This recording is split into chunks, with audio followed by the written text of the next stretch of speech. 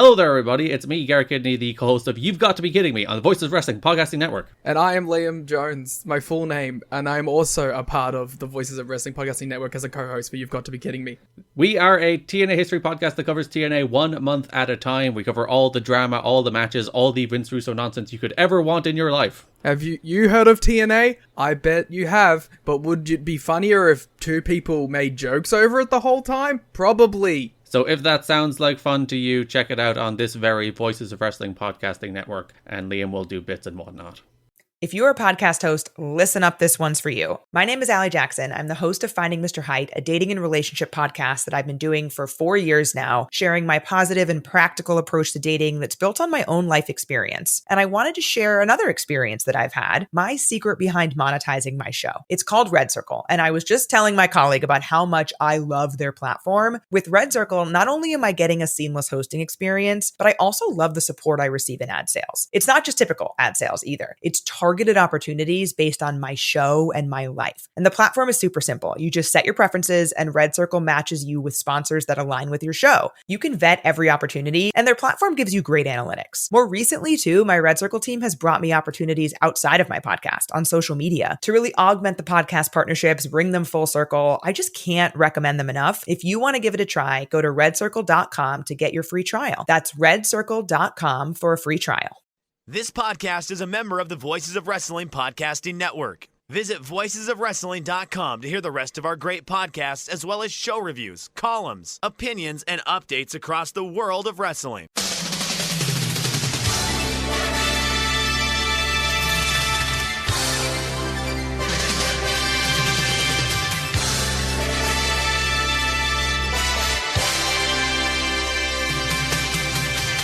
Hello everybody, welcome to the Super J Cast. I'm Joel, joined by Damon McDonald. It is Wednesday the 11th of June, 2025. This is episode 365. So there's now a Super J. You could listen to one Super J Cast episode every day to get you through an entire calendar year. That's a fun thought, isn't it? That's a disturbing thought if you think about it. Every day. I wonder if somebody will do that. I dare somebody to do that and then give us a written synopsis. It's just one word. It's shit. Well, not two words. Just shit. Just plain shit. Hi, welcome everyone listening and listening in your cars and wherever you consume this fine podcast. We're glad to have you aboard. Thank you. I don't know where this is all coming from, but thank you. That's a very warm greeting. That's excellent. I like that. I like that a lot. Do you want to play a fun game? Yeah, I do. I love games. So this is a game called When Did They Last Have a Wrestling Match? Oh, boy. Okay. I'll give you two choices here. All right. You can either pick Jack Perry or Hikuleo. Well, Jack Perry is wrestling in just a few days, Joe. I don't know if you know as my prediction would be. Hikuleo. There's a name. Now, to be brutally fair, it's not like I keep up on the NXT scene. I'm assuming he's there, right? He's there. He's in NXT, right? Last match. All right, can I do? Let's do Hikuleo. Yeah. All right. When was his last match? Yes. When was his last match? Well, last wrestling match. I'm gathering by the direction that it feels like this conversation is going in. He has not made his NXT debut yet, or maybe he has, but they took him off. Would I be out of line to say it's been over a year? You got to put your money on the table. My money's on the table. Give me a firm guess. When do you think his last wrestling match was? I will say May of 24. Okay, well, you're telling yourself here because his last wrestling match you would have watched because it was a year ago. It was on the 9th of June 2024 at NJPW Dominion. Well, there you go. All right. Well, then here we go. I was close. Yeah. In the the well-renowned IWGP Tag Team title, NJPW Strong Openweight Tag Team title 4-way elimination tornado match with TMDK, Chase Owens and Kenta, and Bishamon. Wow. I tell you what, can I give him some advice? The hard camera is usually the one with the red light on it. Right? Still can't find it. It's been a year. Cannot. He's too tall. He can't. Yeah, you know what? He's probably overshooting it. He's too tall. Too tall. Well, that's man. They must be really working on him. Lordy Lou, a year. With that fucking Tangaloa onto TV into wrestling matches. I know, and we saw some of his fucking nonsense. Somebody created a compilation of some of his finer moments in New Japan Pro Wrestling. It is something to fucking behold. I gotta be honest with you. It is really. I can't believe they let him in a fucking ring. But okay, here we are. But Hikuleo, I know a lot of people will sit there and be like, "Oh, he's tailor-made for the WWE, and he's going to be a star, and all this shit."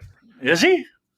Like, we all said he was tall and like impressive physically, but well, look. Here's the thing, too, though. New Japan Pro Wrestling likes to tout itself as being this super duper feeder system, and you come out of New Japan, you're ready for anything, except this one. Except this one. Yeah, I wonder what it is. Like, maybe it's just because he can't cut a promo to save his life, but you think they'd find something for him to do. I don't know. That's really weird. Yeah, just give him. There must be something else going on for like a whole year, not even one match yet. They do a loop? Does NXT do a house show thing? I know they used to. Again, I don't really follow it. So, like, that's what surprised me. Like, not even like on some fucking some dumb house show. They don't stick them in second match just to choke slam people, and that's it. 911 the situation. Wow, a year. Do you think he's still there? He just disappeared. Like, he just fucking didn't show up. I don't see Hikuleo anywhere. Working at a fucking Pizza Hut. The biggest pizza delivery guy I've ever seen. You should be in pro wrestling. I was. Wow. I mean, okay. So let me ask this, and I can't believe we're spending more than 10 minutes on this. But what the fuck? Are you cutting ties with him at this point? Like, are you surprised he is not future endeavored? And we wish you the best of luck. He doesn't get that fucking letter in the mail. I don't know. Maybe there's sort of some legal loophole where if he hasn't actually made any appearances, then the contract isn't. Like if you don't consummate a marriage, then right. It's technically not valid. So. Right. You know what? All right. Nobody's going to know this. So, and I'm not going to name names. I have a friend who come to find out that happened. Like, the marriage happened, but they didn't legalize it. And we just found out. I was like, what? I couldn't believe it. It's not the most recent wedding we went to, by the way. Just FYI. I know people might try to sort of do the maths in my head. Like, who was it? No, it wasn't that one. No, it wasn't that one. No, that one's illegal Steven, if that's a word. No, it's a buddy of ours. Buddy of mine. Yeah, I was like, wow, what the fuck? Crazy. And we had no idea. Crazy world we live in. Hikuleo, boy, I tell you, what's the world coming to? All right, nobody gives a fuck. What do you want to talk about, pal? Jack Perry. Ah, fantastic. What about him? When do you think his last match was? All right, let's think of this. One of the pillars of AEW. Yeah. Person we were told, very generous of AEW to send him over for Wrestle Dynasty back in January and take a pin to Yota Tsuji. Yeah, very nice. Big win for Tsuji. Yeah, catapulted him. Yeah. Okay, so I'll say, how about we'll go February of this year. So Jack Perry's last match was January the 5th in the Tokyo Dome against Yota Tsuji. Okay. That was it. His last AEW match. You want to have a guess at that? It was, I mean, we're not counting that as an AEW. No. Can I still stick with March Of this what? year? 20? This year. No, his last wrestling match in any promotion was January 5th. It was Oh God! at Oh, Wrestle really? Dynasty. Oh, I Yeah. thought okay. So you got to go further back than that for his last For AEW AEW. match. All right. Well, I'll say. How about October of 24? You're going a little bit too far. It's November. 23rd of November, losing the AEW TNT title to Daniel Garcia. Well, I mean, They've not managed to find anything for him. That's bizarre, isn't it? He's not hurt, is he? Is he? No, I think he's just rubbish. Oh, gotcha. No, this conversation reminds me of, I don't know if you have any idea what I'm going to talk about, but I'm going to say it anyway. So there's this guy who owns a record store in UK. I have no idea where.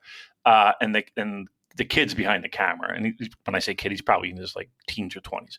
Dad owns a record store. And he's like, all right, Dad, top 10 rock albums as voted on by Rolling Stone magazine, and he has to get the top 10. But the way that he so politely tells his dad that he's wrong and it's not on the list is so heartwarming and charming that I hope that he gets stuff wrong, because he's like, oh no, you would think he would be in there, but no. And I don't know why I'm talking about this, but it just reminded me of that.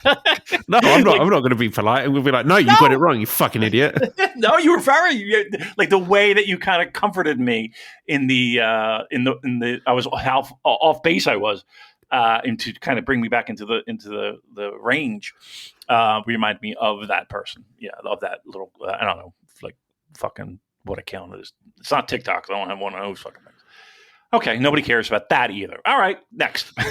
Next, I wouldn't normally do this, but I did want to give a little shout out to the official New Japan podcast, because they had an episode today, and Chris Charlton in particular doing some really nice work with the obituary for Salman Hashimikov, and talking about his legacy, his impact on the business and on New Japan. I don't know if you have any particular strong memories of favorite matches, or want to talk about the impact of Hashimikov. My favorite thing being, of course, that he was one of the influences for the character Zangief in Street Fighter 2. And of course, he got his name from the wrestler Victor Zangief. But if you look at a picture of Salman Hashimikov, then you can absolutely see how the character of Zangief was kind of like an amalgam of those kind of wrestlers. So I'm very much pioneer, that kind of sort of proto style that we see, like an Oleg Boltin, paving the way for wrestlers like him. I mean, I remember at the time it was a pretty big deal in the sense of, again, we know how Inoki gets a boner over kind of melding pro wrestling with every other combat sport under the sun. And not only that, but politics as well. He fancied himself as uniting the world through his vision of pro wrestling. So sort of post Cold War going over, and what was the name of the first Tokyo Dome main event? I'm blanking. The Georgian fella who wrestled against Inoki. Shota, the good Shota Chochishvili. Yeah, I remember. Is that the one that wore the judo, like the gi? I think so.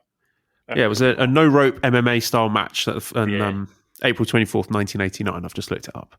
Well, those were like the first events at Tokyo Dome. So not only was it the novelty of this new state of the art stadium, it was those shows kind of helping to usher in people to these events, and the political aspect of it, and the fact that these were legitimate fucking wrestlers, and I think everyone, even like people like in pro wrestling, were kind of curious as to how they would adapt to pro wrestling, and it wasn't like they wet nursed them in to the spotlight, so to speak. Like they were in matches like with Vader and shit, and so I wouldn't say that they were great pro wrestlers, but if you were to say, okay, amateur wrestler, we're going to give you very limited training, and we're going to pop you in and kind of, in a big spotlight, put you in and you do somewhat respectable. I mean, trust me, they were carried big time in a pro wrestling sense, but they still were able to utilize their speed and physical attributes and shit like that. It was pretty amazing. And it wasn't just like one show. Like they were around for a little bit, more than a cup of coffee. So yeah, I mean, I don't want to stretch it too thin, but those type of things were the gateways to, I mean, again, UWF, UWFI, rings, all of that helped usher in. But New Japan did their fair share of helping to kind of create this, and I put in air quotes, combat sports element in Japan. And it's always been sprinkled in throughout the years.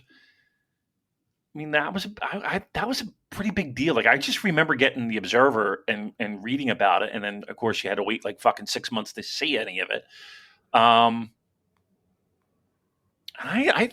If I'm not mistaken, the first time I saw it, I was pretty excited to see it, and I wasn't let down because truth be told, I didn't really have that many expectations.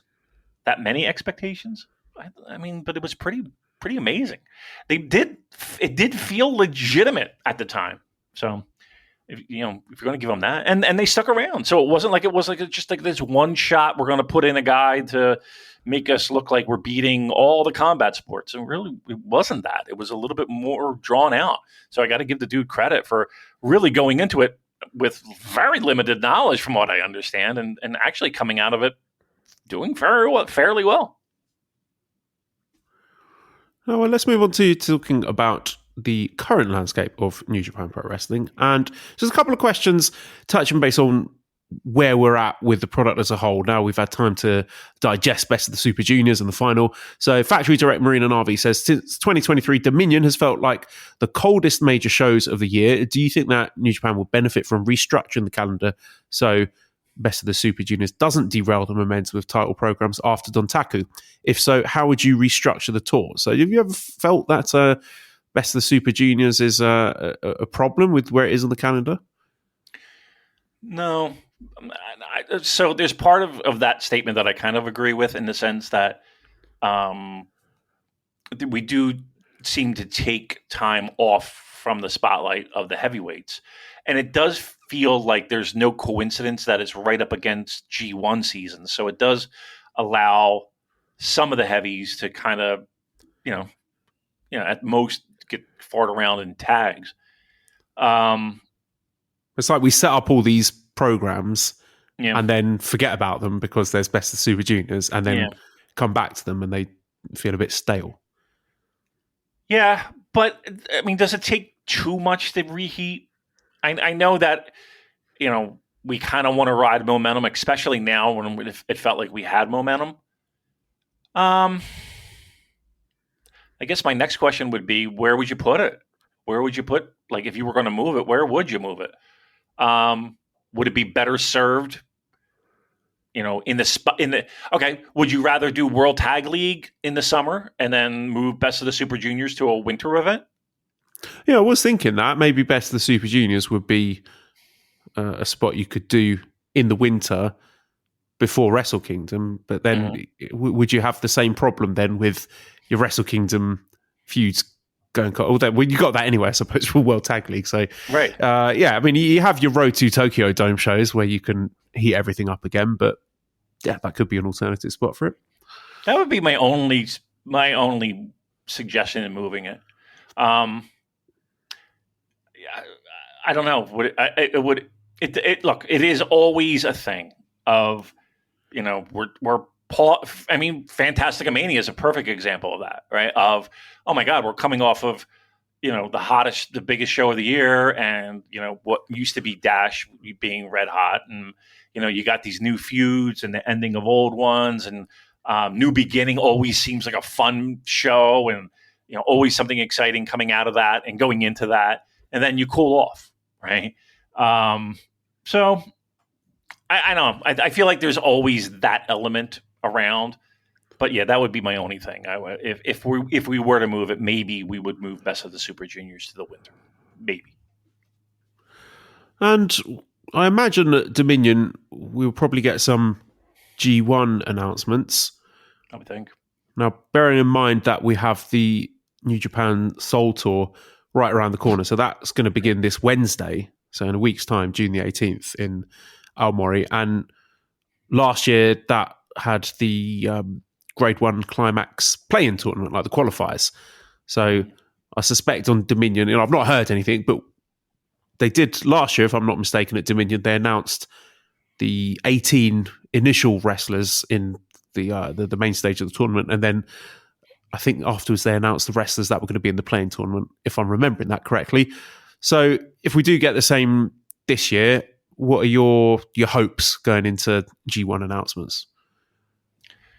I always go into it hoping there's like some fresh, new, weird, person popping in, and a lot of times that isn't always. Well, I can't say it doesn't happen, but it might not be the case. So I don't want to hang my hat on something like that. I got a strange feeling we're going to see a lot of the same, and maybe like your AEW entrant and your maybe one from an outside promotion. Who would you like? In Japan? Who would you want from AEW? Is there anyone that you'd be like, yeah, I'm into that? I don't want Mox. To be honest with you. No. We've been there, done that. They're not going to bring Kenny over. They're not going to bring Okada over. They're not going to bring Will over. No, I'd like to see someone new, and I wouldn't want anyone where it's kind of like a developmental opportunity for them. Because, like, fine, do that in Best of the Super Juniors or World Tag League, Super Junior Tag League, that's okay. But for G1 Climax, you want the finished article in your tournament, don't you? Would you have a problem with... you want somebody brand new? Because I was going to suggest Hangman Page.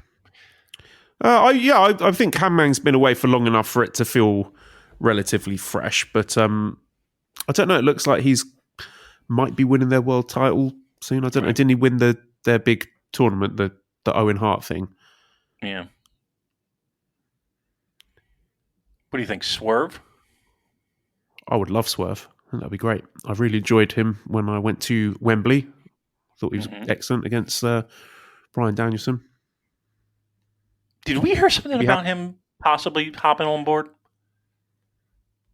I've not been fishing around, right? Because for this and for the X thing, I don't want to be spoiled this year. Okay, fair enough. Let's say Swerve. Let's say Swerve. Let's go that route. That might be fun. I'm trying to think of anybody else. Hangman Page, we know. I think we would all be comfortable with that. I would think. I mean, who else? Again, I'm trying to be realistic in the sense of who would AEW be willing to send over for a month, and do we want that person? Right? I don't know. You think like a guy like Claudio would be interested in that? Yeah, I wouldn't turn that down. How about Brody King? Not biggest name, but I thought he was really good at Wrestle Dynasty. I would say I wouldn't have a problem with it, but what stopped him before from being in? Like, I don't know if New Japan wants him in, I guess is my point. Yeah, maybe. You know what I mean? Like it felt like he had ample opportunity if the company wanted him to do it to put him in. I mean, I wouldn't have a problem with it, but I just don't know if that would be something New Japan would want to do. I'm really trying to like rack my brain over the roster, to be quite honest with you. Yeah, I think those are good names that we gave. I think those are solid 3 choices. If we were to handpick any of those 3, I think we'd be happy with that. What I'm really hoping for is Hiromu.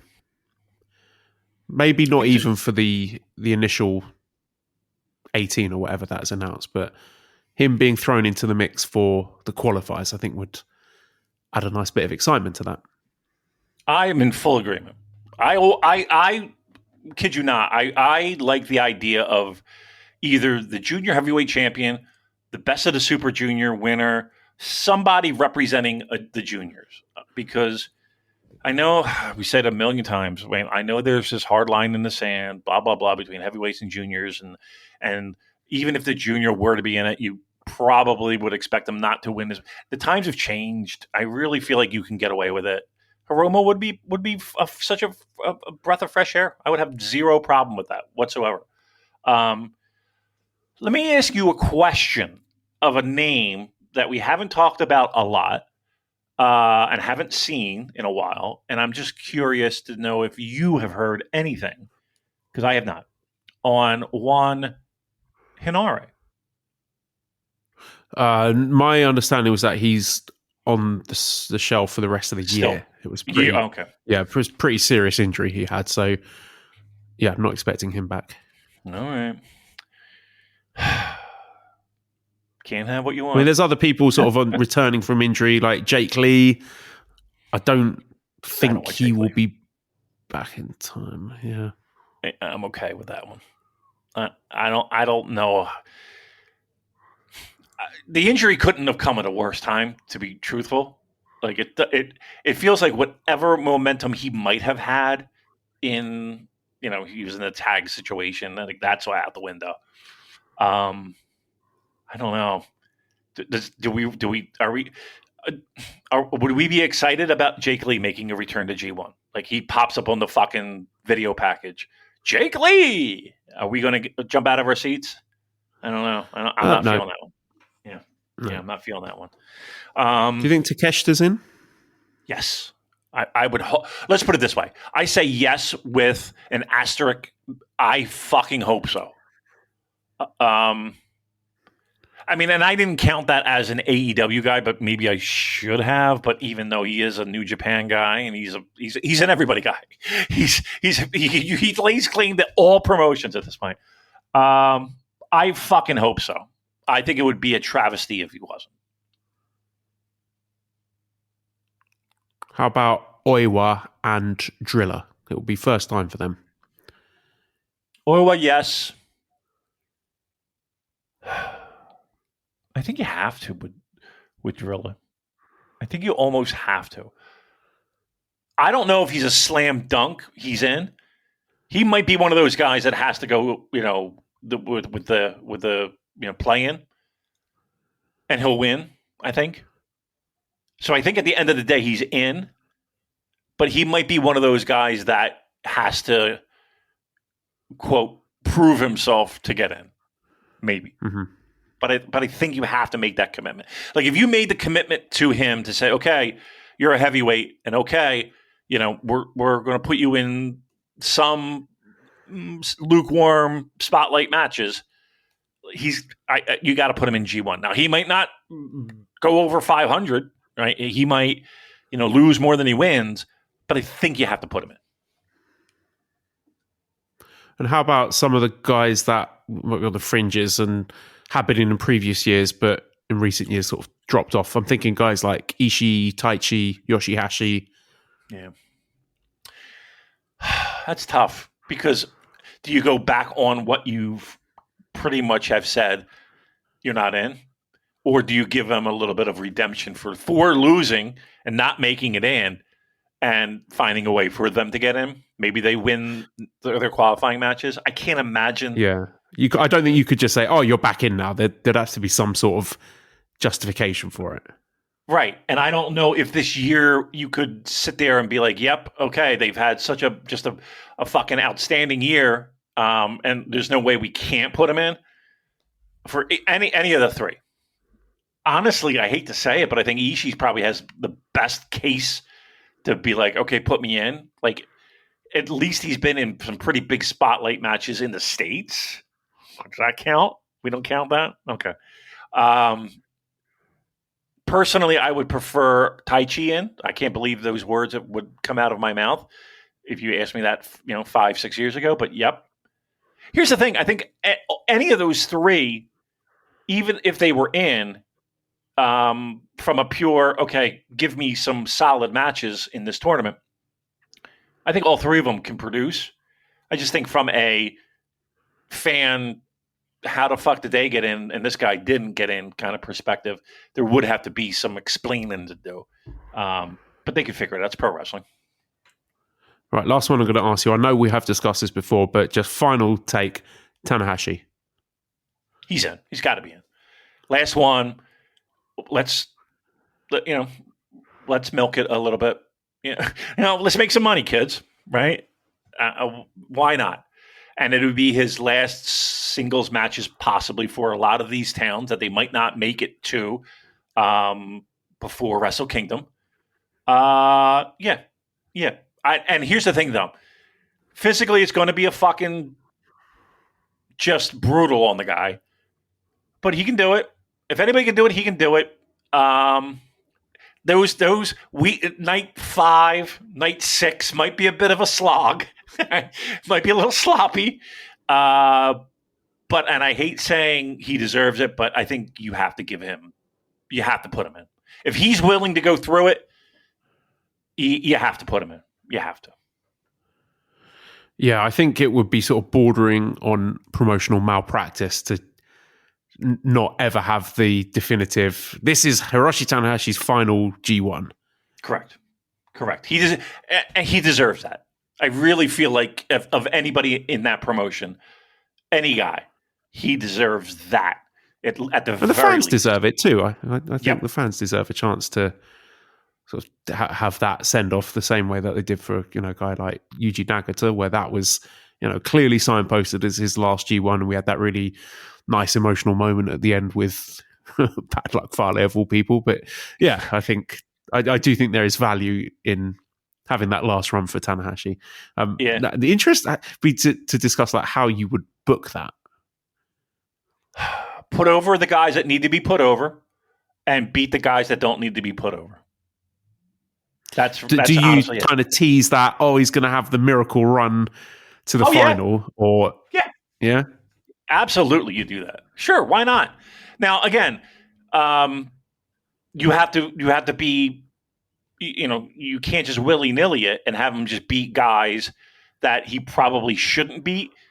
But I'm sure there's a way they can do that to make it like, okay, he's again maybe not in the mix to the finals, but like.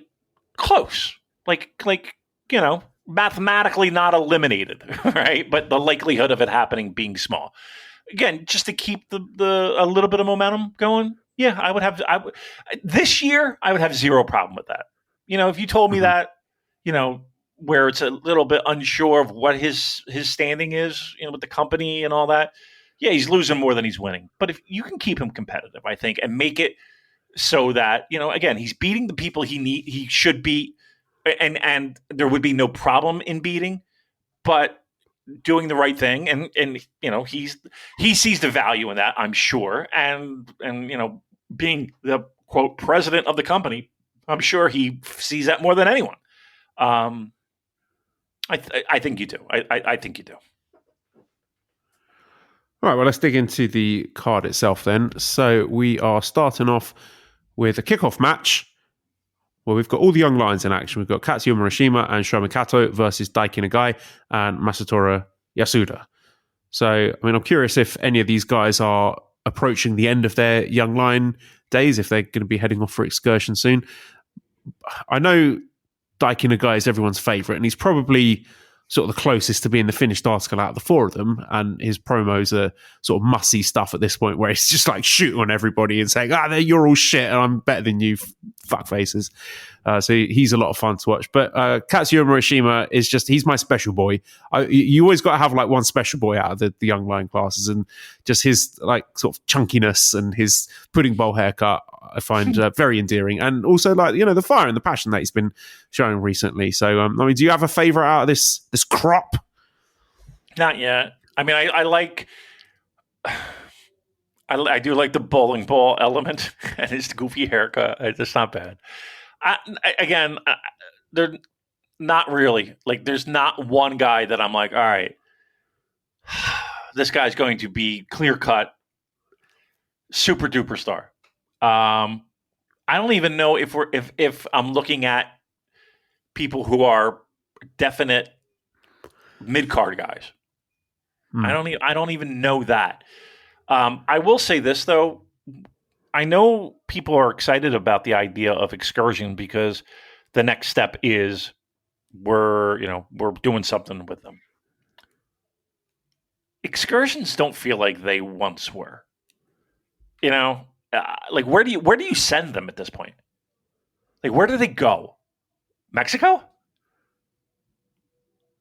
Yeah, I'd say CMLL and Rev Pro probably your two best options at this point. I don't really think there's anywhere viable you could send them in the States, to be honest. I mean, you wouldn't want them on AEW because even the bigger names than AEW roster can barely get themselves matches, right. As we've discussed earlier. So Ring of Honor, is that still a thing?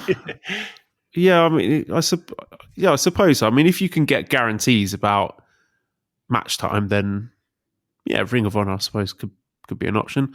And there's Oceania, I suppose. I mean, I would not send them anything affiliated with Bad Luck Fale, but I know there are decent promotions that they could work there for maybe part of an excursion, if not the whole thing. But yeah, I think there are still options there. Do you like the fact that you can see all of it? Yeah, I was just going to say that actually. There was something nice back in the day about the sort of the mystery of it, the unseen element of it, where you could, you wouldn't see them for ages, and then they suddenly appear, and then it's like, oh wow, it's completely changed. Whereas when you can kind of follow every single match, when everything's been broadcast and available in some form, it kind of loses a bit of the magic, doesn't it? It does. It really does. Like I don't know, and that's again one of the reasons why it might seem like I'm a little bit down on the idea of excursion time. Again, I love the idea of an excursion in the sense not only do they learn to conduct themselves in the ring, but outside the ring and what really it means to be a pro wrestler, and building that camaraderie with other pro wrestlers and building those relationships and that kind of thing. Like, I think that's invaluable. But the idea, it has somewhat lost that magic of what an excursion usually would be. Do you think that any of them, and we could just leave it with the four that are in this match? I know you have your favorites, and I know that you have people that you lean to. Are there stars in those four? I think Nagai's got the biggest upside, but I wouldn't say he's screaming future star to me. And the guy has those facials, and he is a bit of a fucking wise ass. I get it, but yeah, like I don't know what it is. I'm not seeing like Tokyo Dome main eventer from any of this. Right, and where maybe before, even when it was Yo and Show, I was very high on them, and even Wato, before he went, I know I was pretty high on too. But when he was a young lion, I don't know if I was super high on Watanabe. I don't know if I was pretty high on Hiromu.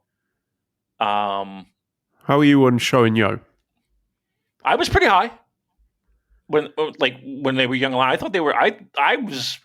In fact, I was pretty adamant about, these guys are the future stars of this fucking promotion. Boy, how I missed a fucking mark on that. Whew. Yeah, I think a lot of us did. Yeah. Yeah, it's been a while since, in the past 10 years,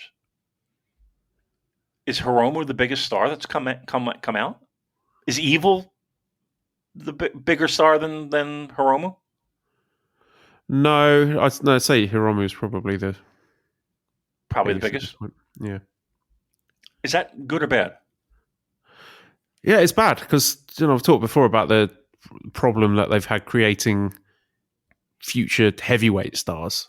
Yeah, and having that lost generation, and we've not seen anyone come close to sort of like the level of an Okada. And I know that was a sort of generational thing, but kind of bigger picture, if we're looking at sort of the booking of the world title after we've had all these guys leaving and we're kind of in a bit of a crisis, the booking of the world championship scene has still been very conservative. If we're looking at like the last few champions, we've got Naito, Moxley, back to Naito, Zack, Goto.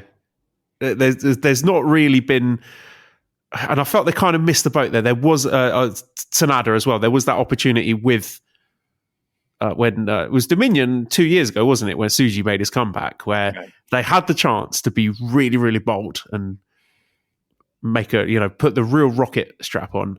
And I know, like, out of this kind of new generation, we've got Tsuji feels like your biggest star. We're not going to come in to talk to him, but even with him feeling like the biggest star out of that group, it's still been very conservative booking, hasn't it? Like, it's been very sort of methodically building up big spot by big spot, and finalist in the tournament, finalist in the G1 Climax, and winning the New Japan Cup and winning your secondary title. So even then, like, that feels good and is nice, but it's not a Rainmaker shock, is it?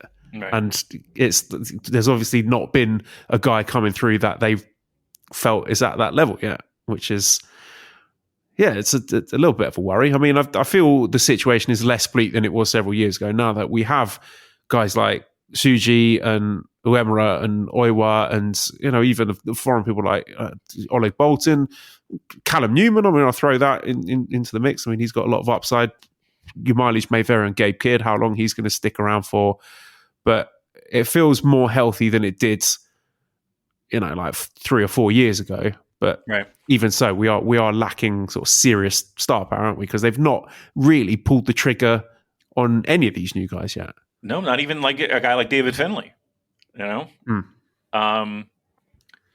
does feel a little weird. And as much as we love the dojo system, it does seem like, I don't know, they really haven't had that.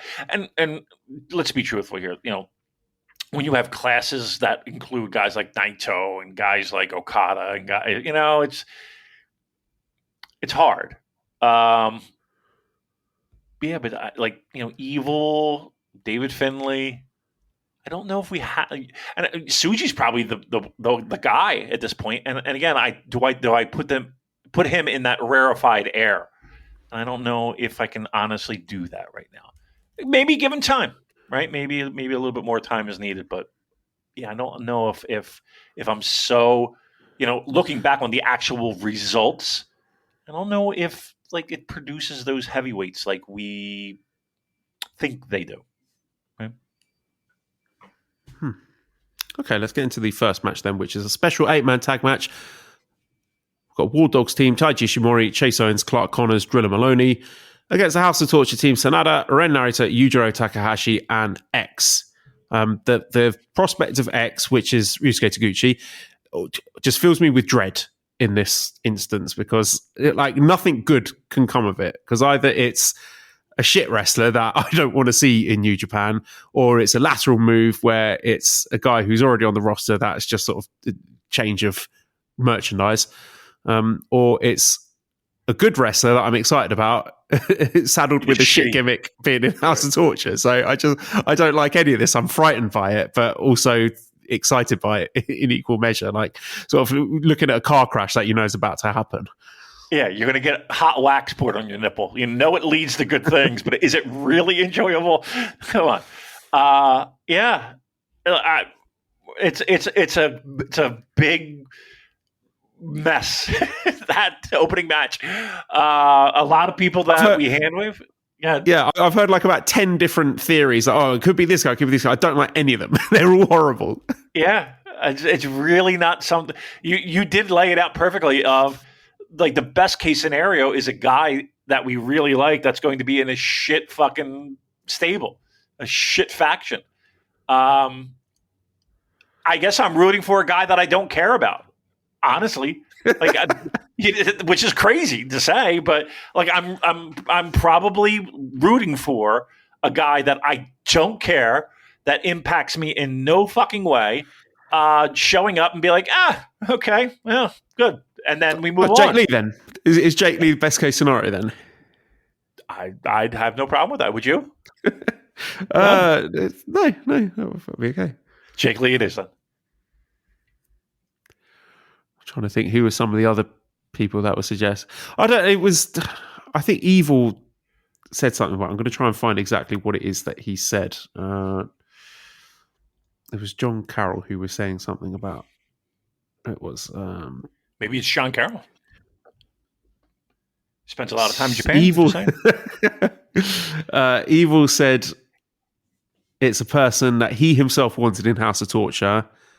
So that makes it sound like a new person in the unit, not someone who's already a House of Torture member returning. As for X, he's someone I needed, someone I personally brought in, and once he joins, there won't be any more idiots left who can think they can mess with us. Do you think it could it be one of the fraudulent Carls? The fraudulent Carls? A fraudulent Carl, Anderson or Fredericks? Wow. I'll tell you what. If it's Fredericks, I would shit my pants, honestly. I think I might actually quite like that if it was Carl Fredericks. I would. I just to see him back, I would have absolutely no problem with that whatsoever. None. With the asterisk of let's not keep him there too long, right? But I would have no problem with that. I would have zero problem with that. Carl Anderson, I don't care what faction. I don't care if he's just there to set up the fucking ring. I don't want him. I am fine without him. I don't care if he's there to sell fucking popcorn. I don't want him. I'm not interested in that Carl. Thank you. I also just want to give a quick plug because it has gone live now. It is Jay Michael's Best of the Super Juniors 32 Postscript, the grades, where he's done a really detailed analysis of like post-mortem, if you like, of the Best of the Super Juniors and talking about where it went wrong, basically, and analysing some of the booking patterns and things like that. So do take some time out to read that because it's really good. I've had a little flick through it myself when it was in its draft form. So yeah, there you go. Go and do that. You always do. You get the first versions. It's like you get the it's like you're a book reviewer and they send you for a review before it goes into the shops. You're so important. I love it. I love getting that sneak preview. You are so important. Hey, can I ask you a quick question before we move on? And again, just on a scale of 1 to 10, because I haven't listened. How's the New Japan podcast?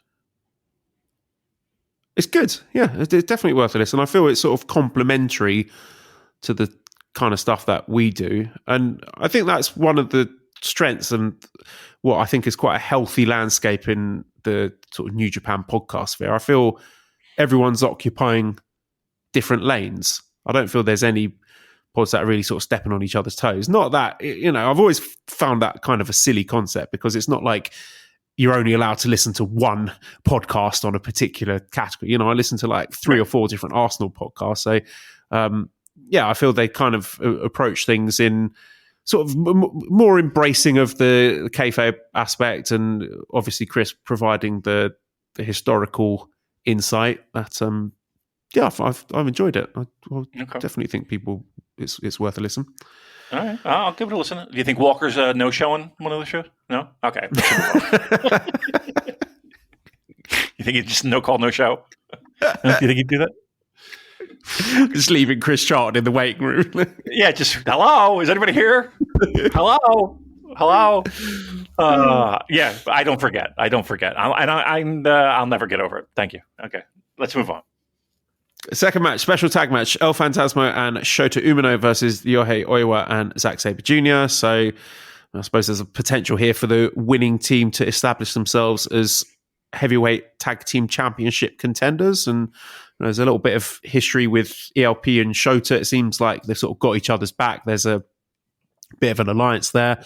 Or we could come at it from the alternate angle that ELP is the TV champion and Oiwa, or maybe even possibly Zach again, could earn themselves an opportunity to challenge for that TV title by getting a pin here. So it was coin toss, really. I could see this going either way. I could see Oiwa pinning ELP and claiming a shot at the TV title, or ELP and Shota winning and them they forming some sort of more formalized alliance or like a kind of regular tag team or something and going after the heavyweight tag titles. I like the TV title idea. I think the TV title should be surgically placed on Zach's waist and never removes. like it's such. I don't know. I feel like he is tailor made for that title and those stipulations. I just get so much enjoyment out of them, and people chasing after him would be really something special for the summer and into the Dome. I would love for that to be the case. The tag.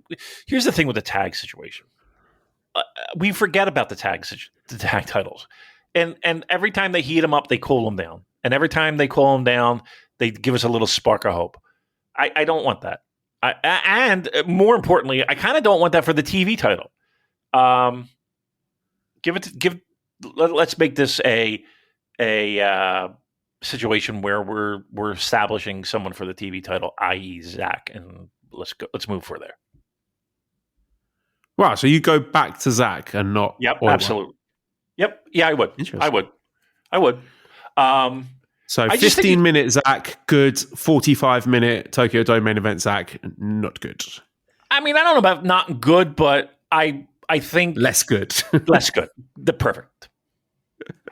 Right. Next is the Hiroshi Tanahashi Final Road Connection. Hiroshi Tanahashi versus Yuya Uemura. This is a really interesting one, and this was a match that I think a lot of people, myself included, are sort of considered as a possibility for Tanahashi's retirement match, because it feels in a lot of ways that Yuya is the spiritual successor to Tanahashi. It feels like he shares a lot of those characteristics as just sort of more sort of traditional, clean cut babyface. He's adopting some of the Tanahashi moves. Is he doing a kind of high fly flow frog splash move, or have I just dreamed that up?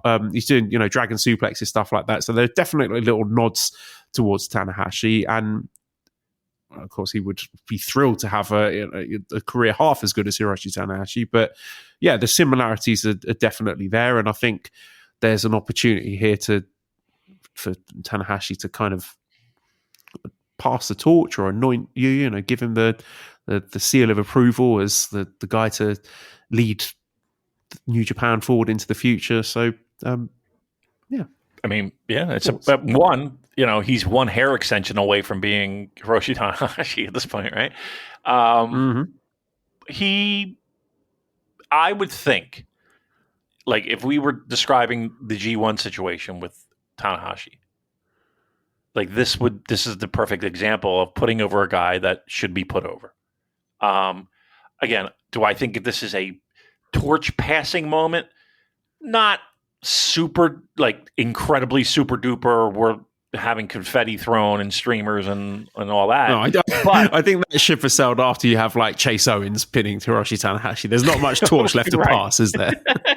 Right. There's a wilted matchstick that we can hand you. But that said, I think, getting a pinfall win on a big show against, a grade 1 legend, yeah, that's the right thing to do. And I think everyone is. I would be shocked if we went another way, if we went another direction with that. So I'm hoping for a showcase kind of match, and Hiroshi Tanahashi looking at the lights and doing the right thing. Fourth match is the IWGP Junior Tag Championship match, where we have the champions, Master Wato, Best of the Super Juniors, runner-up Yo, in their first defense against the challengers from House of Torture, our second House of Torture match of the night, Yoshinobu Kanemaru and Sho. And an interesting little tidbit here, Damon, if we rewind 7 years back to Dominion 2018, which is, the site of the famous Kenny Okada Best 2 out of 3 Falls match, the IWGP Junior Tag Championship match featured 3 of these 4 wrestlers. So it also featured Yo, Sho, and Kanemaru, but with Despy instead of Wato. I'm not sure what that says about the division. Probably a bit of an indictment on Yo and Sho. But yeah, I mean, I'm kind of looking forward to the match. I want to see if Yo is able to parlay any of the buzz and the goodwill towards him for what we've discussed it to death at this point, but I think all in all was a strong performance in the Best of the Super Juniors final, to see if he can channel some of that here, or if he's just going to be silly, wacky, horny weirdo Yo again. There's always a certain ceiling that a match is going to have when you're wrestling against House of Torture, but yeah, how are we thinking about this? I mean, I think if we've gone on the record and said, or at least I have anyway, that I prefer Yo as a tag wrestler anyway. I don't know if we see I don't think we see a title change. I don't know. I think the match has potential to be good. I think we'll see a bit of nonsense though.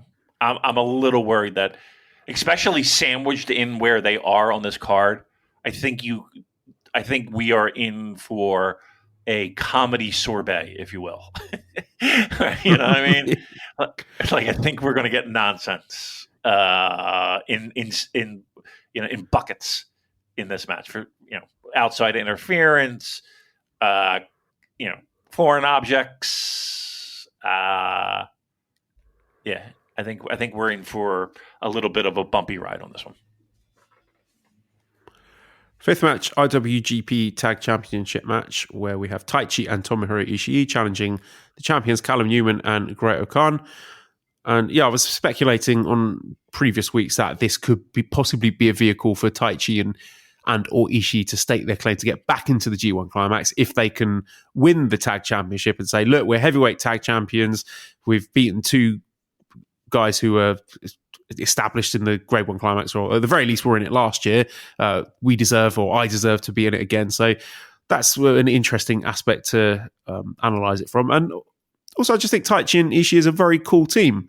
They were very good when they were tagging together on the Takataichi Despi main, whatever the show was, against Jun Akiyama and Zack Sabre Jr. So I hope this is going to be a relatively long-term thing, because I think they've got good chemistry and obviously a lot of history with them and their rivalry as singles wrestlers, but coming together as tag wrestlers, they've kind of odd couple here, but the matching styles and just really fun to watch. And I think Callum Newman obviously had a terrific performance at Don Taco against Hiroki Goto.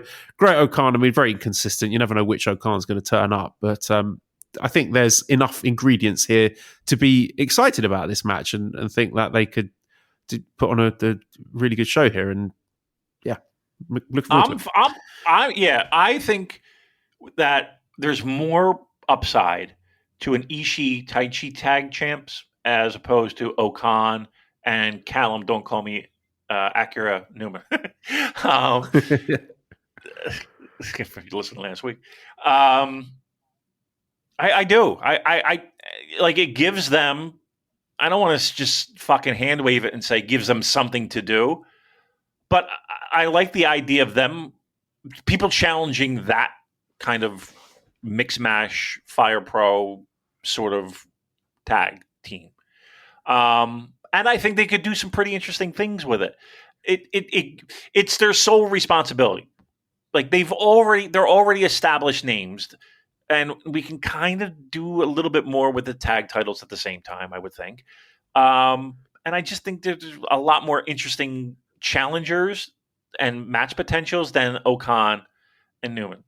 I would prefer to see... Look, I think we're seeing Okan in G1. I think we're seeing Newman in G1. Let's free them up a little bit. Let's not shackle them down with the tag titles. And in the same breath, I would just sort of jump in and say that wisdom didn't apply to Yo. I thought the junior tag titles would be a nice shackle to keep him well away from anything significant in Best of Super Juniors. And put him all the way to the final. So being a tag champion is not necessarily a barrier to success in these tournaments. Good point. So what you're saying is that Ishii is your G1 winner. Is that what you're trying to tell me? That's right. Reddit would go mad. They would love that. Oh, what a day. 2019 New Japan fans would just go berserk. Yes. Tony Khan on the phone. How much do you want? Right. Imagine that. Right. All kind of numbers on this check. Just throwing money at him. Take it. He's like an Atlanta strip club. There's just money flying everywhere. I like the idea of them winning the titles here. I really do. I just think there's so many different positives to it not only from the tag situation, but yeah, it is like I don't want to say shoe in, but it does kind of justify, I guess, Ishii and Taichi being in G1. Again, they don't have to go far. They don't have to go deep, but it does give a nice excuse. And you can set up other programs in there. I don't know. I just think there's a lot more upside of having them as champions. That being said, do I think they're going to win? I don't think they're going to win. I would like to say it, but I don't think it's going to happen. Yeah. I think I've said many times before that the value I see in Taichi is a vision not shared by the promotion, unfortunately. But I mean, it does sort of fit the narrative of current New Japan of like the old dogs desperately, trying to gatekeep and be the final test for the new generation coming through. So I think that'll be a very cool moment if Taichi and Ishii won in front of the Osaka crowd and an arena where I'm fairly sure they've wrestled each other before. I'd have to do some research there, which I'm not willing to do. But yeah, I think that would be cool in a sort of a narrative sense to, the spots where they've had lots of battles against each other to celebrate a shared victory. That would be great, but it's not going to happen. So sixth match is the Never Openweight Championship where Oleg Boltin is challenging the champion Konosuke Takeshita. I might be more excited for this match. I'm sorry, not to go over. I'm more excited about this match than just about anything on the show. I'll just throwing it out there. Yeah, now they did have a very, very good match before, and I'm trying to remember when exactly that was. So I'm scrolling through cage match here. It was beginning in Osaka, in the Edion Arena. So Takeshita defeated Oleg then, and it was a really, really great match, very dynamic. And I'm just curious that they've gone back to this one. Of course, there could have been like lots of other people that could have challenged Takeshita and lost, but Oleg Boltin getting a rematch is interesting. So one, in as much as on this very big show that they've singled Boltin out to have a high-profile singles match here, which is very good. I like that. That's encouraging. And then I'm thinking, like, would they do that just to have him lose again? Would that be a bit strange to have him challenge in February, lose, and then challenge in June and lose again? No, you can't rule it out, and I think that's probably the most likely outcome here because that's just how New Japan do their booking sometimes. But maybe that's just sort of setting the table for at some point in the future to Boltin to finally get a win over Takeshita. Now I'm wondering, did they rest? They would have wrestled each other in the G1 because they were in the same. I think they did. In the same block.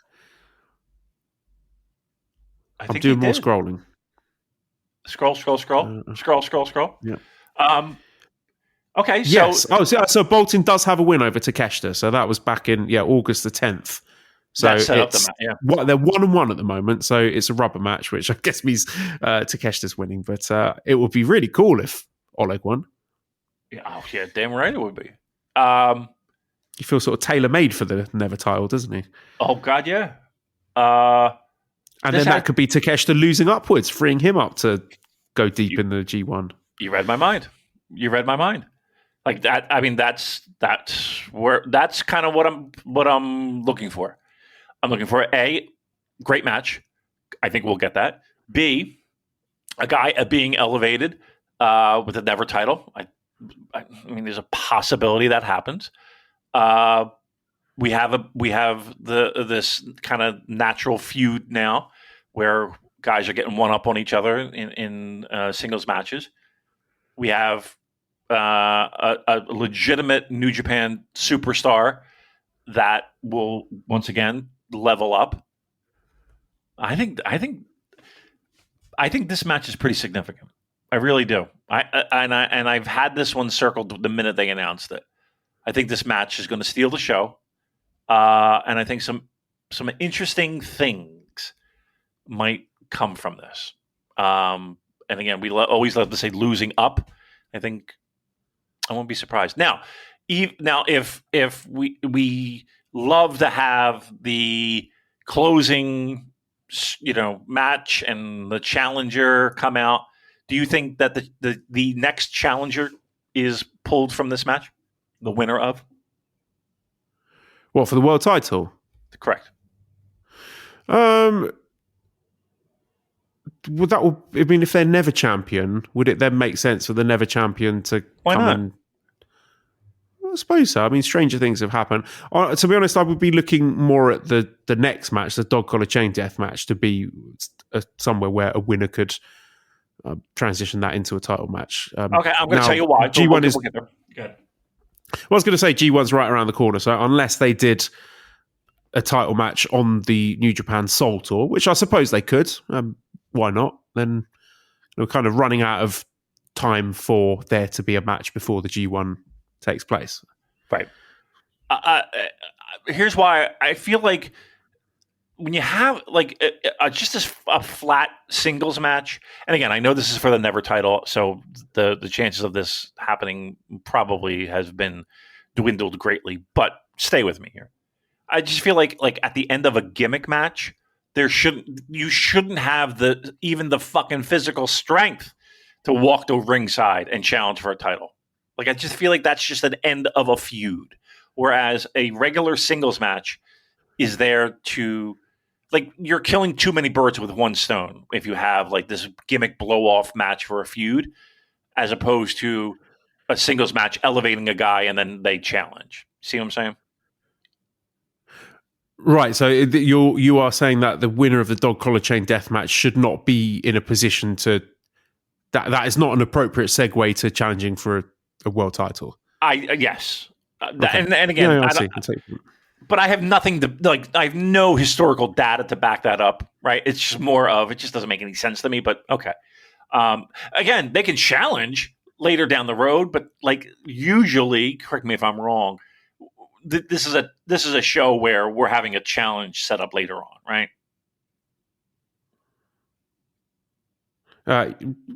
Yeah, I suppose. I mean, kind of sort of stepping on the toes of talking about the next match, but that feels like that the prize for that is winning the grudge match because of all the beef between the War Dogs and the House of Torture, Correct. rather than being I need to win this match so then I can go on to bigger and better things. But there's two not necessarily mutually exclusive. I don't know. Evil has said in the very short backstage vignette that he did that after he wins this, he's going to get money and gold and win the G1 and blah, blah, blah, blah, blah. So, yeah, who knows? All right. I know we went ahead. But again, I think Never title has the opportunity to be the match of the night. That's for sure. Then the seventh match is the dog collar chain death match. David Finney against Evil. I'm quite optimistic on this one. I think this is actually going to be really good. I think this is going to lean more towards being a serious match on account of David Finlay. I don't think he would go out there in a big spot like this, third from the top, Osaka Joe Hall, and just do a sort of shenanigans ha-ha match. I mean, there might be elements of that, but I do feel for the most part this is going to be played fairly straight. I mean, the build-up to it has been pretty gritty by House of Torture standards, with Evil trying to hang Finlay during the dog pound cage match, and he did the same to Gedo when they had their singles match recently. So, it's not like the backdrop to this has been silly shenanigans. It's been pretty hardcore for New Japan standards. So I think that set the tone for it, and I expect to see more of the same here. I think if Evil can sort of tap into that sort of bruiser wrestling style that he was known for back when he was in LIJ, then this could be a good time. It could be. Finlay is like, if I'm going to have a gimmick match, Finlay's a really good option. Like usually those type of things are handcuffs and kind of limit wrestlers, but it doesn't seem like he seems to be the exception to that rule. I think he gets it. Yeah, I do too. And again, he is a guy that likes to have a very physical style. So, and Evil can have that physical style. I don't think the chain is going to hinder the match. I think it's going to enhance. They have the possibility of having a really brutal, and I mean brutal in a good way, gimmick match and a blow off to a feud. This is not WWE. It's not going to be a cage match with no blood. There will be blood. There will be blood. And I think it's going to be. Look, I don't want shock for the shock's sake. Like, I don't want someone to bring out a fucking board full of nails, or a pane of glass. I don't think it needs this. I think the chain match can be effective in getting over the brutality of it. Can it go south? Sure, absolutely. Can it be run in after run in after run in and nonsense? Sure. I don't think it will be, though. I think where it is on the show and where it is on the card, and kind of this being this is the end of this chapter. I think they kind of have to be somewhat straight on this. So I'm up on it. I'm positive on it. I think it could be very good. And I'm comfortable with these two guys incorporating and being in a gimmick match.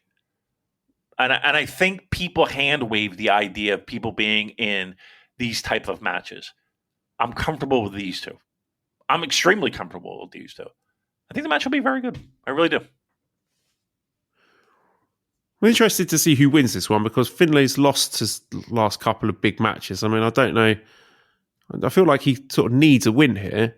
But then, with that being said, House of Torture lost the dog pound steel cage match as well. But I think Evil's Teflon at this point. I don't think Evil loses anything by getting defeated here. But yeah, I think Finlay, you do run the risk of jeopardizing his viability. Yeah, he needs the win.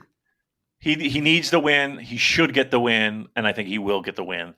And maybe my theory of a guy shouldn't be challenging.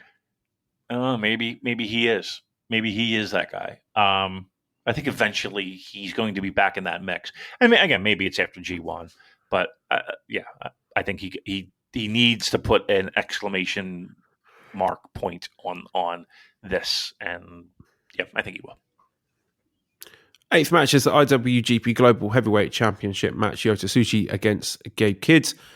And this is a fascinating one for me to unpick, because it's been a very emotive issue talking about Gabe Kidd recently, because he's obviously been away doing AEW stuff, and that has ruffled a few feathers. A lot of criticisms about how he was booked in AEW and being Jon Moxley's lackey, and people sort of complaining about the inconsistencies between how he's portrayed in AEW and how he's portrayed in New Japan. And I didn't really care about that, to be honest, because to me, like, what happens in AEW is non-canon. So I'm not watching it, so I've got no interest in how he's booked in AEW. But what I did find interesting about this is the fact that he and sort of the company seem to have felt the need to acknowledge that and come up with answers for it. So there's been this promo that Gabe did, which is on YouTube and New Japan World, where he's talking about why he did it, and he's going to explain it all at the press conference, and almost like he sort of felt the need to justify himself, which is sort of interesting in and of itself, that they're not just sort of ignoring that and going full steam ahead with what Gabe was doing in Japan prior to the AEW appearance, where he was very much sort of the unofficial cheerleader for New Japan, wasn't he? With, wearing the lion mark and sort of defending the pride and the honor of the company. Whereas now he's sort of having to explain why he was doing what he was doing in AEW. And I kind of wish he didn't do that. I wish they just sort of ignored it. But it's just a bit of a weird spot at the moment, because I love Gabe Kidd. He's still is one of my favorite wrestlers in New Japan. And I think we all know it's a question of when rather than if when it comes to him working in the States and, most likely AEW. And no one's begrudging him that. That is part of the ecosystem of being a foreign wrestler in New Japan Pro Wrestling. We've seen very successful Western wrestlers come and go in the company. Like, that's fine. And no, I don't think anyone begrudges him working AEW during Best of the Super Juniors on a tour where he's not needed anyway. So that's fine as well. But I just feel maybe this is like, sometimes you get kids in primary school who know that they're coming to the end of their time in primary school, and they start to play up. They start to sabotage their relationships with the adults and other children and staff, because the inevitability of losing that, that time in their life, leaving primary school, is sort of too painful for them. So they start to sort of deliberately burn the bridges so that exit becomes less painful. So I wonder if there's a bit of that going on. Life. Right. I mean, I wrote the fucking book on that one. All right, go ahead. Well, I'm just wondering if New Japan fans and myself included are doing that to an extent with Gabe Kidd, sort of preparing ourselves mentally for him leaving by starting to turn on him and maybe sort of fishing for excuses and things. Because like the promo that he did, where he's got his sunglasses on and he's given all these convoluted reasons, and I don't think it was a good promo. I don't think it was a terrible promo, but it was to me far inferior to the passionate, earnest Gabe promos that we've enjoyed in the past, and the kind of promos that I thought made him special. And it felt with this one that it was just a lot of word saying, and it felt like he was sort of almost reading from a script, that he didn't really believe what he was saying, and that he's kind of doubting himself. That was the impression I got.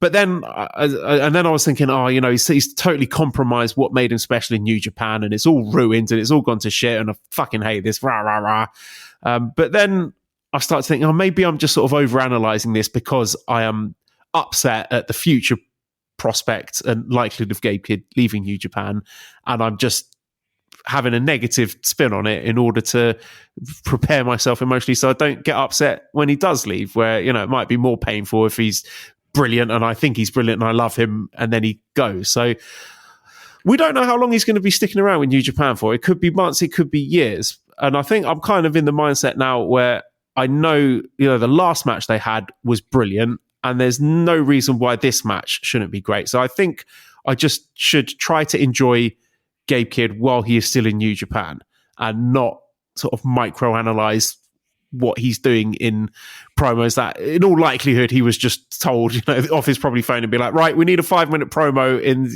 the next couple of hours, please. And he's like, oh fuck, right, I'm calling up Rocky, have you got any sets we get long use? Yeah, go down to the basement here and do it. So there's an element of that to it, that maybe I'm just sort of looking for things, and I don't want to have to microanalyze how he's booked in AEW to enjoy his work in New Japan. Like, that doesn't feel right to me. So I think I'm making the conscious decision to try to enjoy him while he is still in New Japan, because I still think he's a fantastic wrestler. He's the winner of the Voices of Wrestling 30 under 30, like the best wrestler under 30 years old, for however much stock you want to put into that. And yeah, we don't know how long he's going to be around for, so I want to enjoy him while he's still there, and I think this match is going to be really great. And I'm also curious to see what the fan reception is to him, because we've seen tweets and YouTube comments and stuff that are critical of Gabe and accusing him of hypocrisy, but how much of that is just people, like a very small minority of people who are extremely online, and is that going to be noticeable in the audible reaction for the Osaka crowds when he comes out on Sunday? And I don't know is the honest answer, but if I had to pick, I probably don't think it's going to make that much of a difference. I would be quite surprised if he comes out in Osaka-jo Hall and all the crowd are booing him, calling him an AEW sellout. That would surprise me. I think for the most part, I think the fans are still going to be behind Gabe Kidd and still buying what he's selling. So whilst to some extent it does, the Orewa Shin-Nihon Des thing, that does feel somewhat compromised by everything that's happened, and I think we're overthinking it a bit, and he's probably overthinking it as well. I'm still excited for the match. I still think it's going to be good, but I can't quite have that suspension of disbelief that I had before when he's at Wrestle Kingdom or Wrestle Dynasty or whatever it was, stripping off the trunks, and he's got the lion mark there and he's doing all the Inoki tribute spots. I'm not sure I can get as invested in that as I was before, and maybe that's on me, maybe I'm being unfair, but that's just where I am at the moment. Yota Tsuji, for his part, I feel he is the guy. I feel he should have probably won a world title by now. I enjoyed the interview thing that he did, and I love what he's doing, how he's representing the company. He seems very mature. Him going over to Indonesia to do charity work with kids there and sort of spreading the gospel of pro wrestling and New Japan. I think there's a lot of value in that. If anything, I would have liked to have seen him go in on Gabe a bit harder and call him out for that hypocrisy and saying like, you're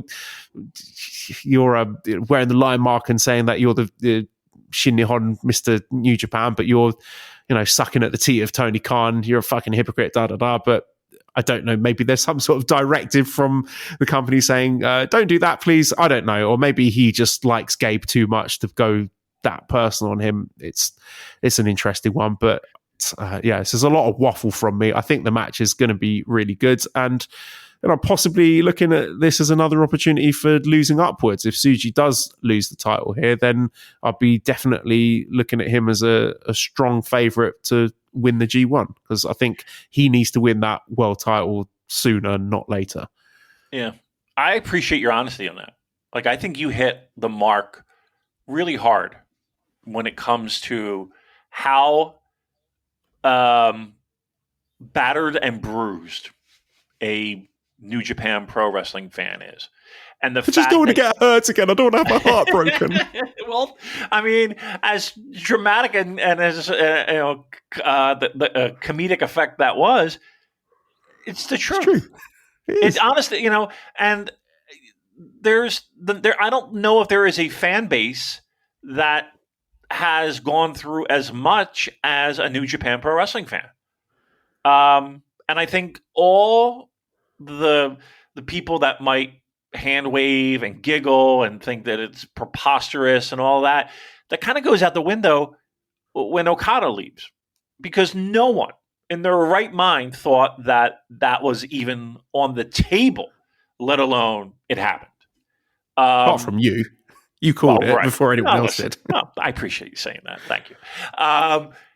You know what I mean? It's like it's one thing where you have Jay White and Kenny and Will, and because there's a history of that. But you talk about Shinsuke, or you talk about I think Okada is more of a what the fuck is happening thing than even Nakamura. But I think all bets are off. And it's hard when you've seen this happen over and over and over again. And then you start having internal conversations of, all right, am I just a fucking idiot that's going to fall for it every fucking time? And, you do it in all sports. I'm going through it right now with a guy, Mitch Marner, who I think is a fucking awesome hockey player, who I love. I love watching him. I think he's dynamic, and again, 100-point guys don't fall from fucking trees. And I know he's gone. And I'll justify it by, well, we'll save a lot of money, Joel. And it'll open up a lot of room, and we can kind of explore different options of players. And, it just opens up a lot of things. And, he's, not for nothing, he's never really done shit in the playoffs and blah, blah, blah. And it's a lot of me justifying the fact that one of my favorite players is going to be wearing a different uniform next year. All right. That's all it is.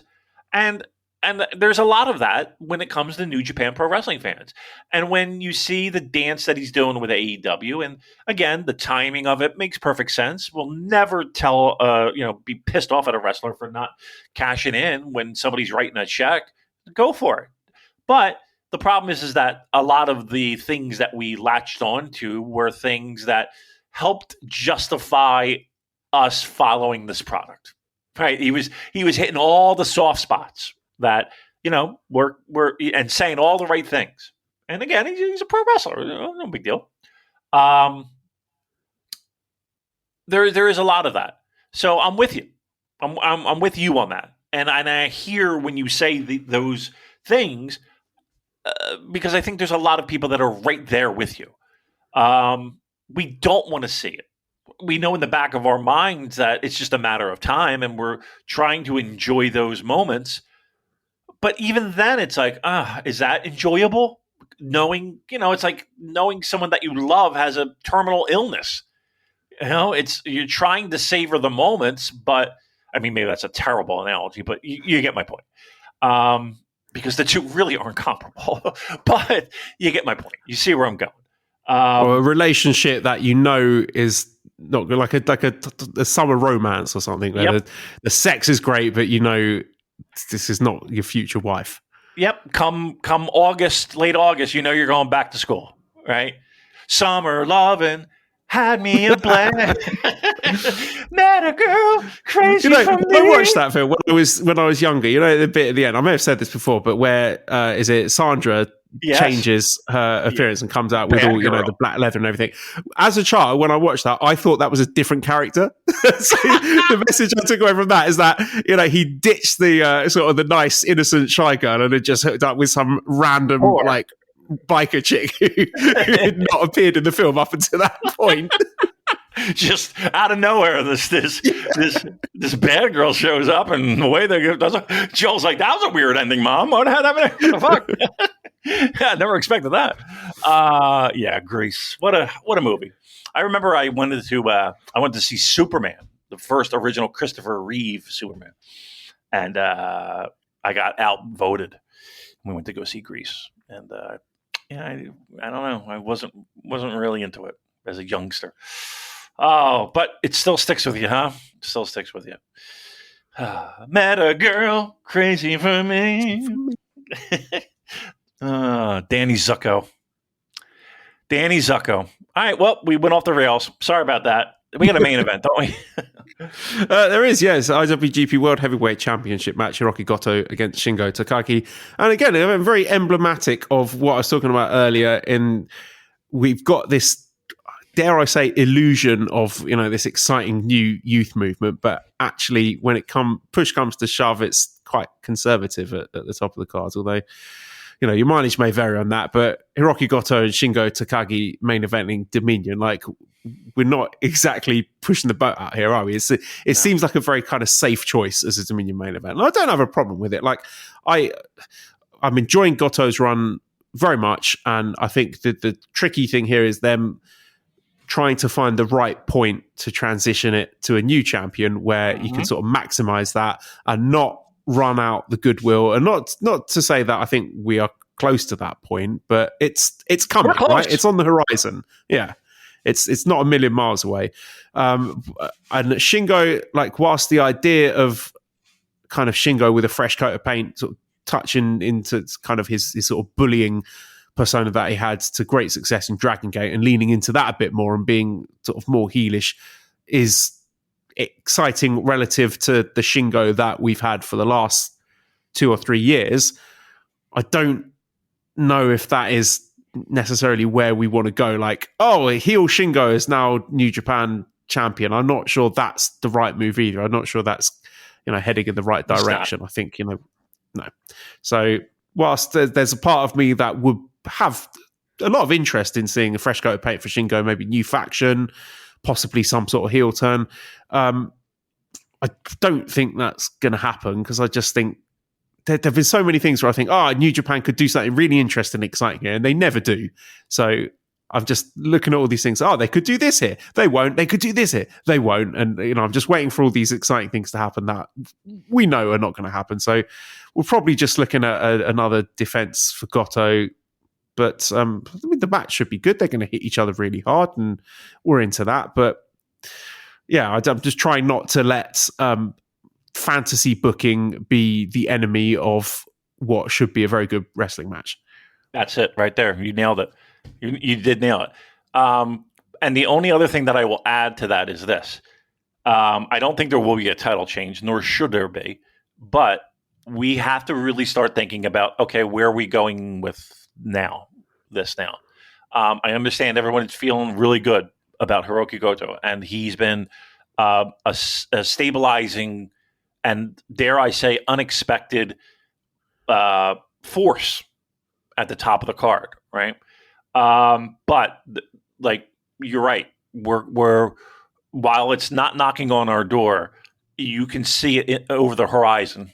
And it's like, okay, where are we going? And it doesn't feel like right now, at least, that we are prepared for what's next. Again, maybe the notebook might be full and we might be right on pace and right on course to whatever is around the bend on the horizon.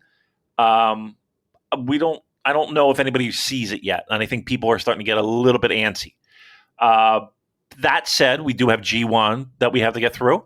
And I think that'll tell a bigger tale of where we expect whomever wins G1 to kind of lead us into Wrestle Kingdom season. So, am I saying that Hiroki Goto has overstayed his welcome at the top? No.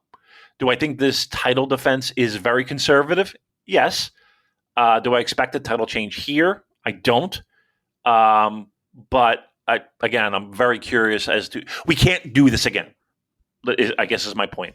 And I don't want the company to do this again, where it's we're approaching ultra conservatism. Conservative. We're conservative, but you know what I'm trying to say. English is not my first language. We could be, we could be conservative for conservative sake, and I hope the company has something in the notebook, leading us down a path after G1, which it seems like they do, and we will be, but I'm curious to see where we go. All right. We'll see you next week then. Bye, everyone.